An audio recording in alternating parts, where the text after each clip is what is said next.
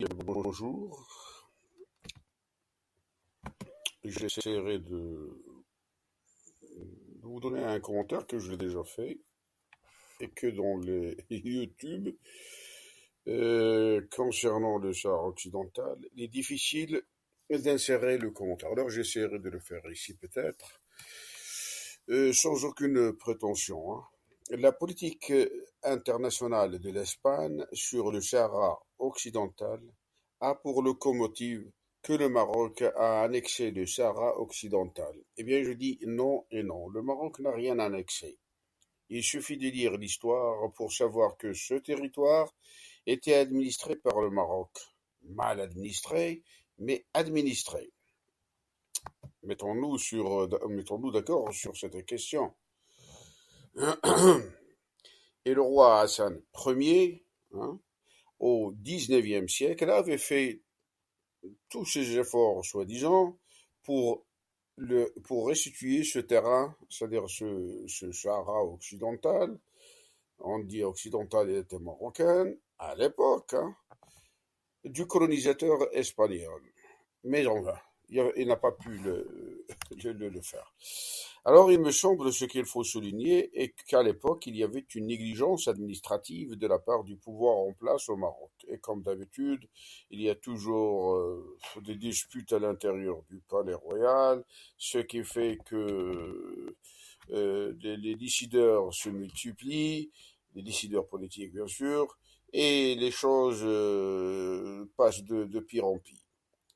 Et une des causes, par exemple, c'est qu'il y avait une guerre civile, et il ne faut pas l'oublier ça, c'est ce qu'on appelle en arabe, en langage marocain, Siba, au Maroc, jusqu'en 1912, c'est-à-dire la venue du colonisateur français, hein, avec le général Lyautey en tête. Et donc ce territoire était la propriété de l'administration marocaine. Voilà, ça c'est une chose qui est claire. On ne défend personne, mais c'est l'histoire qui est ainsi faite. Maintenant, depuis que le monde a découvert des gisements de pétrole, gaz, phosphate et autres richesses, ce territoire, ou sur le point de terrain que j'appelle, il n'est pas tellement habité, hein, de 266 000 kilomètres carrés, est devenu centre de toutes les convoitises, préoccupations des gens, des États, des membres des États profonds de tous les pays arabes, de tous les pays autres que arabes, qui ne savaient même pas la superficie de ce territoire, qui ne savaient pas qui ce sont les Sahraouis qui prétendent avoir ce terrain. Alors, quand vous leur demandez la superficie de votre territoire, personne ne le sait. Il connaît son patelin, mais ni plus ni moins. Et encore moins par qui a été administré. Alors, a été administré, bon, ils savaient très bien les Sahraouis, les vrais Sahraouis, hein, ils savaient qu'ils étaient administrés par le Maroc. Même le Sénégal était administré par le Maroc, la Mauritanie, et ainsi de suite. Même le Mali.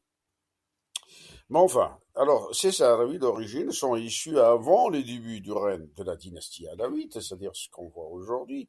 Il y avait un juif qui gouvernait le Maroc, hein. C'était un roi entre la dynastie Saadi, je crois, l'avant dynastie alawite et la dynastie alawite. C'est-à-dire il avait gouverné une trentaine d'années, je suppose. Enfin, c'est ce qu'on parle, hein. Et qui avait chassé tous les prétendants marocains issus du prophète Mahomet. Parce que vous savez que les gens au Maroc, de dire qu'il est issu de la prophétie, c'est-à-dire du prophète Mahomet, ça donne plus de vertige, ça donne plus de respect, et c'est l'islam, de toute façon. Alors, comme les familles Aït Bamran, eh bien, sont des Marocains, je ne sais pas où ils vivaient, à Marrakech ou je sais où, mais ils étaient expulsés par ce roi juif au Sahara occidental, et maintenant la famille Aït Bamran existe chez les Souss, dans la région Souss-Massa, sinon il existe au Sahara occidental. Donc il y avait que des Marocains, il y avait personne, parce que c'était un désert qui à l'époque pourrait habiter un désert, personne. Alors maintenant, même une statistique pour donner une évaluation du nombre des Sahraouis s'avère difficile. parce que comment il faut faire cette statistique et comment interroger les gens et comment, c'est-à-dire savoir quel est le nombre exact dans une famille. On ne sait plus, c'est-à-dire aujourd'hui, on part d'une estimation de entre 250 000 et 500 000 Sahraouis. Ben, c'est-à-dire la démographie est restée constante pendant un temps. Et si les 16 Sahraouis, qu'on parle de Sahraouis, ont voulu aller plus loin, eh bien, chaque famille pourrait enfanter une dizaine d'enfants, qui est du domaine du possible, et nous y voilà dans 5 millions. Et alors, il faut comprendre que à partir d'1 million d'habitants, bon, les choses deviennent sérieuses et tout le monde en tient compte. Alors, 250 000, et encore, hein, entre 250 000 et 500 000 des Sahraouis, c'est une estimation floue, et puis personne ne pourrait dire ce que peuvent imposer ces Sahraouis au niveau de la scène internationale, la politique internationale. Alors, et donc on est dans des sables mouvants, voilà. Et sur quelle base on peut discuter de cette question du Sahara occidental? Est-ce au niveau de la population? Est-ce au niveau de la richesse? Et je crois que c'est à ce niveau que ça se discute. Sinon, administrer cette région, cette région peut s'auto-administrer. C'est-à-dire, c'est ce qu'on parlait à une époque même au Maroc de la décentralisation. C'est-à-dire tout ce qui est dans des régions, eh bien, il y aurait une administration qui gérerait les foyers, les citoyens de cette région, et que les choses soient centralisées d'une autre manière, c'est-à-dire très haut, à Rabat, c'est-à-dire à la capitale, si on veut, on parle du Maroc, bien sûr, hein. Et cette décentralisation est une valeur politique, mais personne m'en suit. C'est-à-dire, on trouve que la décentralisation n'est pas un élément productif. Or, il est un élément productif, comme ça, de telle sorte, par exemple, les Berbères qui vivent dans les territoires arabes, à Rabat, Casa, Kénitra, Larache, Tanger, ainsi de suite, eh bien, c'est-à-dire, il s'impose comme comportement, hein. Ils foutent la merde, ce qui est une évidence, et ils forment des, des foyers de guerre, c'est-à-dire de lutte armée au niveau de la propagande, et donc tout le monde couvre cette propagande, hein.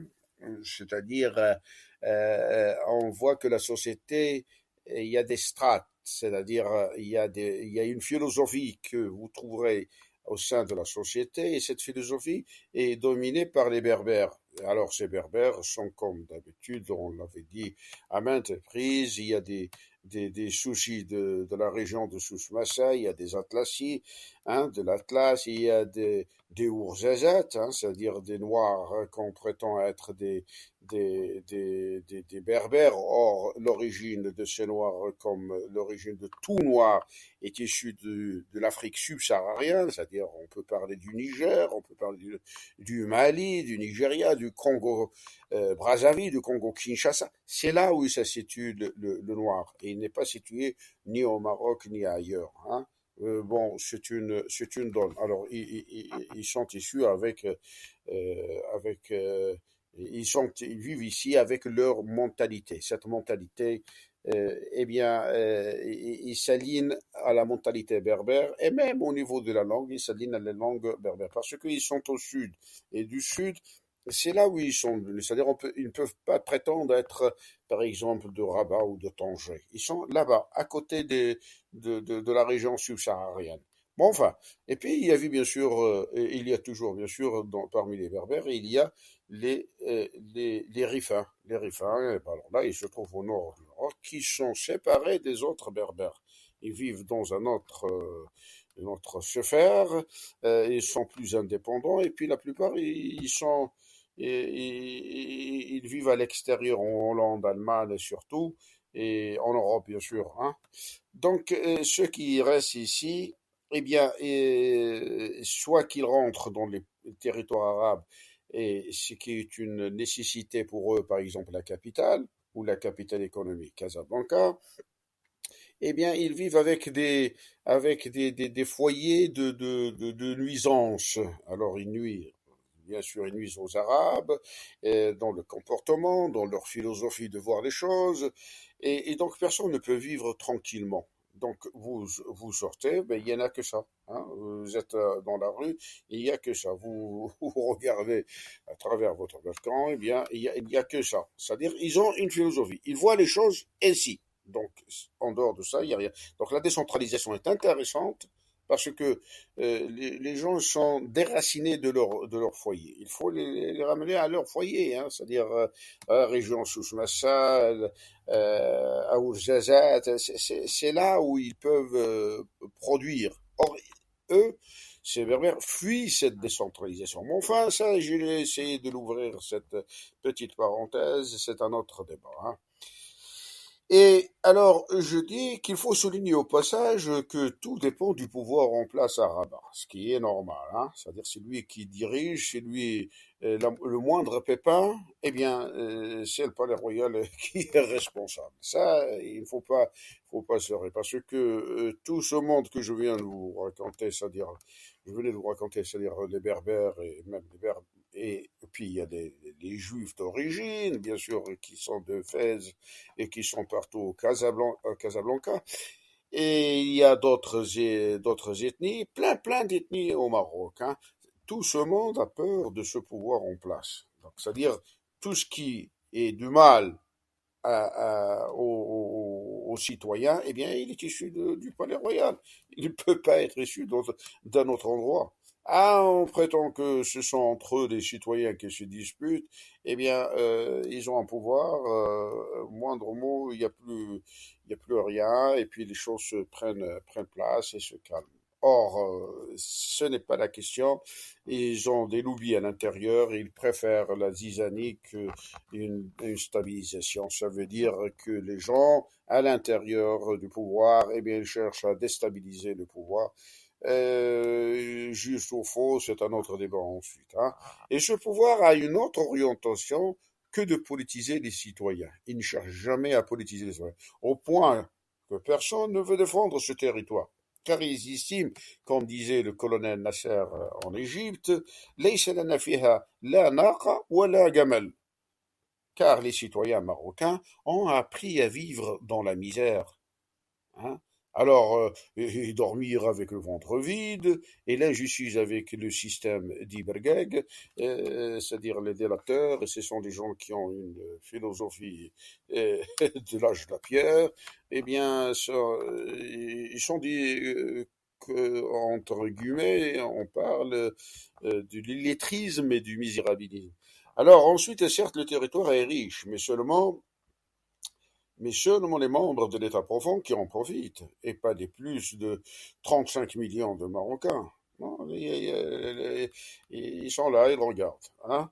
Mais encore une fois, c'est comme c'était en 1830 que le train passait, les vaches regardaient le train passer. Eh bien, c'est la même chose. Hein. C'est-à-dire, c'est l'idiotie. C'est-à-dire, il n'y a pas de délation pour apporter un peu de justice. Il y a rien. Ce sont les gens qui sont neutralisés.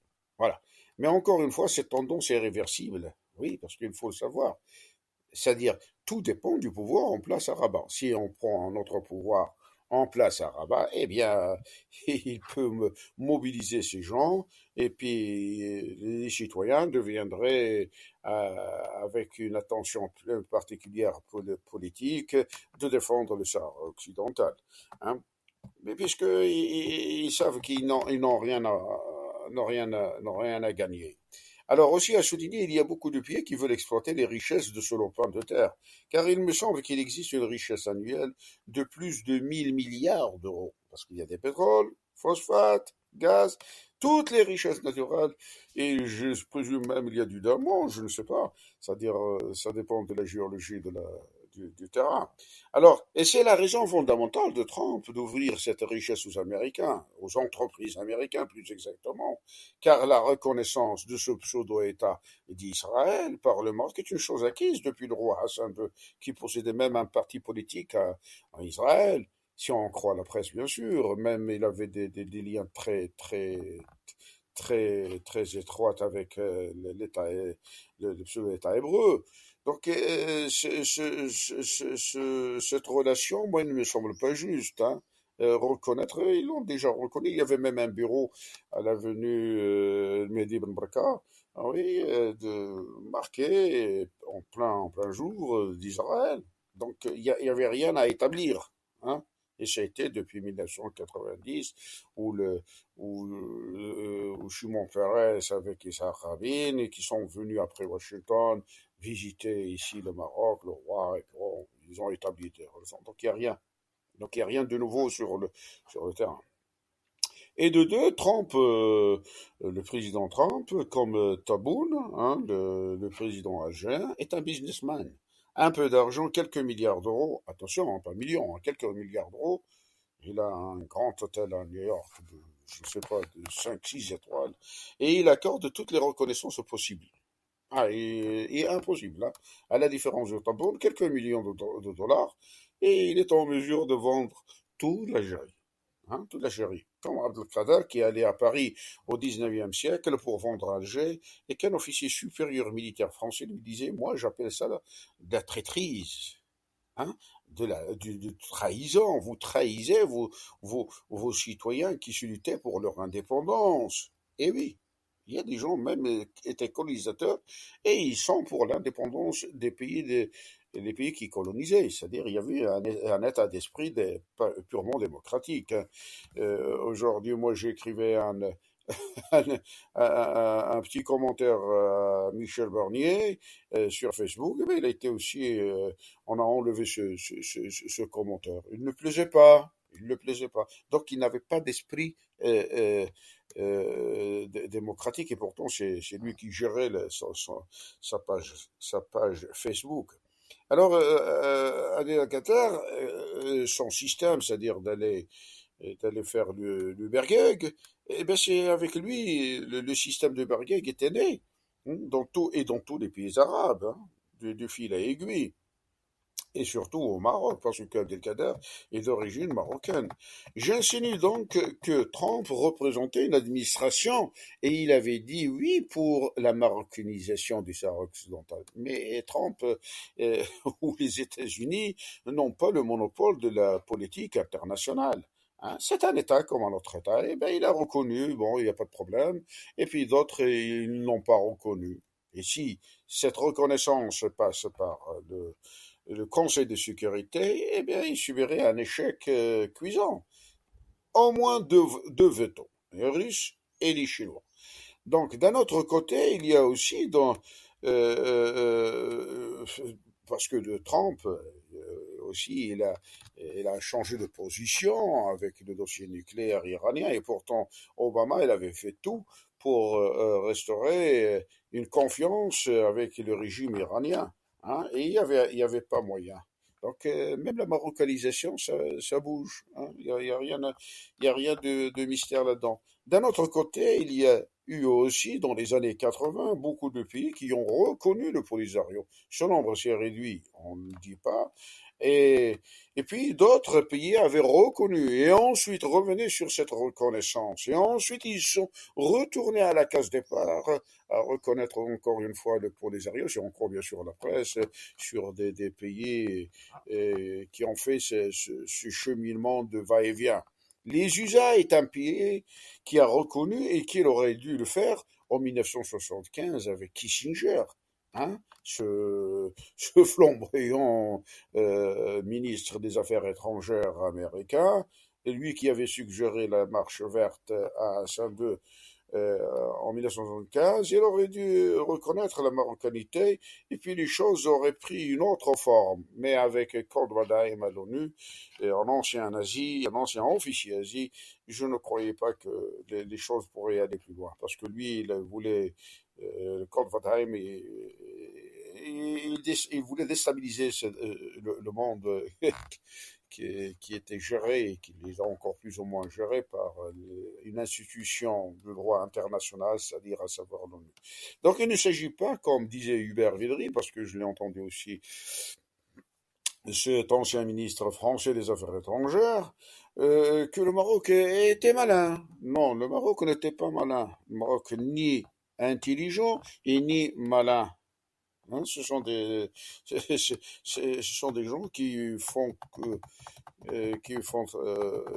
courir les affaires courantes, ni plus ni moins. Ils ont des milliards et n'ont pas que ça à faire, hein, à chercher le malin. Le malin, c'est une autre forme, l'intelligence c'est une autre forme. Ça, ils savent qu'un jour ou l'autre, il y aurait des chars dans les artères de la capitale. Bon, et puis les avions sont déjà préparés pour atterrir à, à Gibraltar ou au Portugal ou je ne sais où.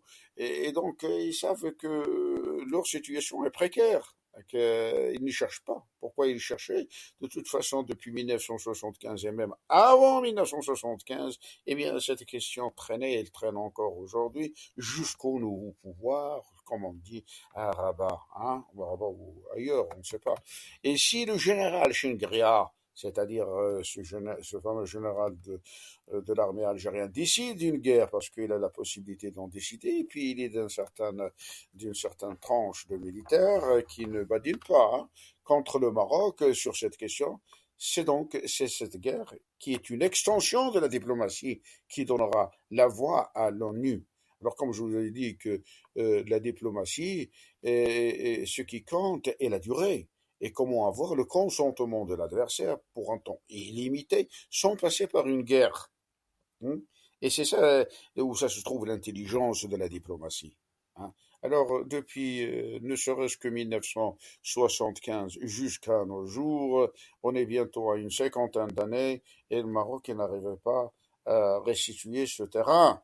C'est comme à la limite, Israël, depuis 1948, il tournait autour du pot, et, et puis voilà.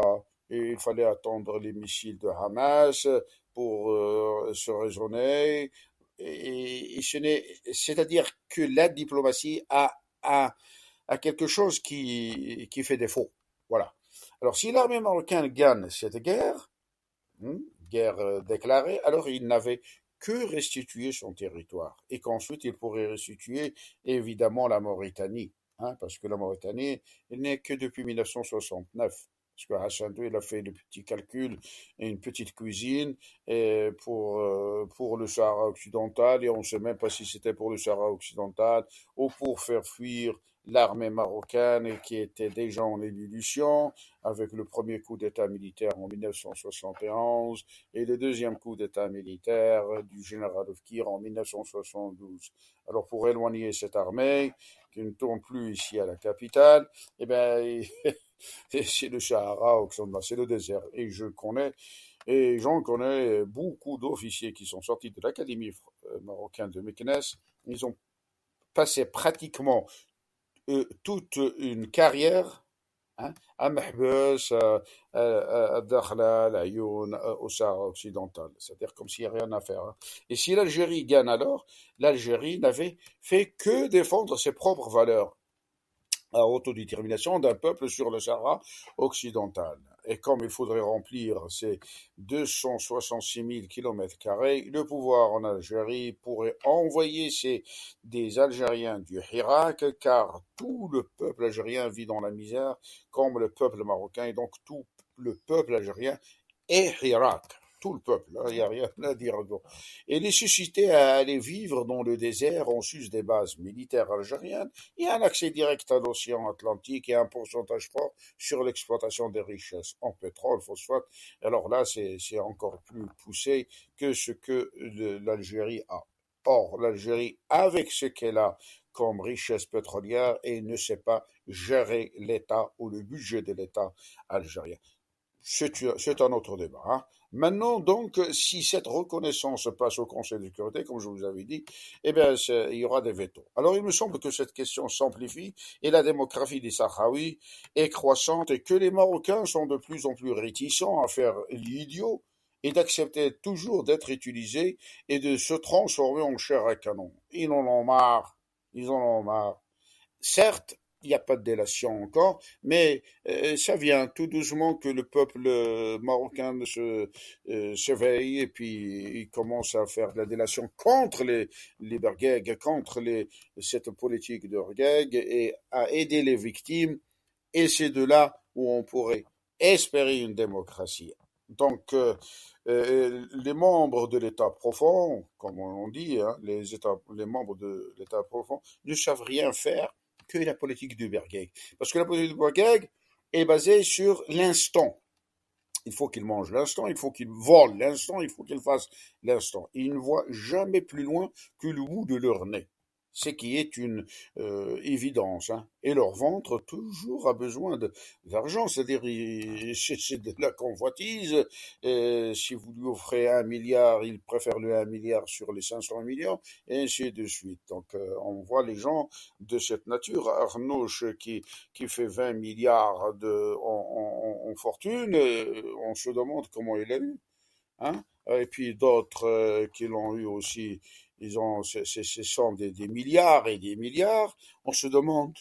Alors c'est toujours l'imposition ou d'imposer la question du général irakien Abdelkrim Qassem qui parlait min aina laka hada.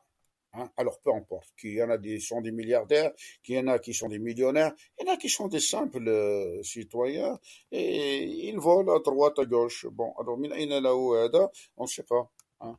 Alors c'est là la démocratie qui s'impose et là on pourrait parler plus gentiment et plus politiquement de la question du Sahara occidental. Merci.